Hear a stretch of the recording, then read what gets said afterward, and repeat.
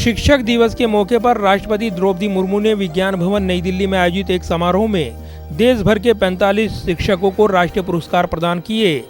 शिक्षकों को राष्ट्रीय पुरस्कार प्रदान करने का उद्देश्य देश के बेहतरीन शिक्षकों के योगदान का जश्न मनाना है। राष्ट्रपति मुर्मू ने शिक्षकों से छात्रों में प्रश्न पूछने और संदेह व्यक्त करने की आदत को प्रोत्साहित करने का आग्रह किया।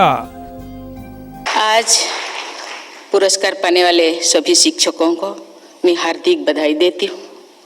ये देखकर मुझे प्रसन्नता हुई है कि आज पुरस्कृत 45 शिक्षकगण भारत के कोने कोने से आए हैं। उनमें एक दिव्यांग शिक्षक तथा 18 महिला शिक्षकों को पुरस्कृत करके मुझे विशेष प्रसन्नता हुई है। इस समारोह के प्रभावी आयोजन तथा शिक्षा के क्षेत्र में किए जा रहे अनेक प्रयासों के लिए मैं शिक्षक दिवस के अवसर पर बोलते हुए राष्ट्रपति द्रौपदी मुर्मू ने अपने शिक्षकों को याद किया और कहा कि उन्होंने न केवल उन्हें पढ़ाया बल्कि उन्हें प्यार और प्रेरणा भी दी। अपने परिवार और शिक्षकों के मार्गदर्शन के बल पर वो कॉलेज जाने वाली अपने गांव की पहली बेटी बनी। राष्ट्रपति मुर्मू ने कहा कि उन्होंने जीवन में जो कुछ भी हासिल किया है उसके लिए वो हमेशा अपने शिक्षकों की ऋणी महसूस करती हैं। शिक्षक दिवस के इस अवसर पर मैं अपने उन शिक्षकों का सादर स्मरण करती हूँ जिन्होंने मुझे न सिर्फ पढ़ाया बल्कि प्यार भी दिया और संघर्ष करने की प्रेरणा भी दी। अपने परिवार व शिक्षकों के मार्गदर्शन के बल पर मैं कॉलेज जाने वाली अपने गांव की पहली बेटी बनी।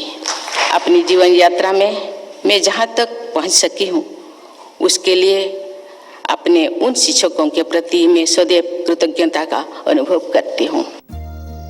राष्ट्रपति द्रौपदी मुर्मू ने आगे कहा कि विज्ञान अनुसंधान और नवाचार आज की ज्ञान आधारित अर्थव्यवस्था में विकास का आधार हैं। स्कूली शिक्षा के माध्यम से इन क्षेत्रों में भारत की स्थिति को और मजबूत किया जा सकता है। राष्ट्रपति द्रौपदी मुर्मू ने कहा कि उनके विचार से विज्ञान, साहित्य या सामाजिक विज्ञान में मौलिक प्रतिभा का विकास मातृभाषा के माध्यम से अधिक प्रभावी हो सकता है। ये हमारी माताएं हैं जो हमें हमारे प्रारंभिक जीवन में जीने की कला सिखाती हैं। इसलिए मातृभाषा प्राकृतिक प्रतिभा के विकास में सहायक होती है।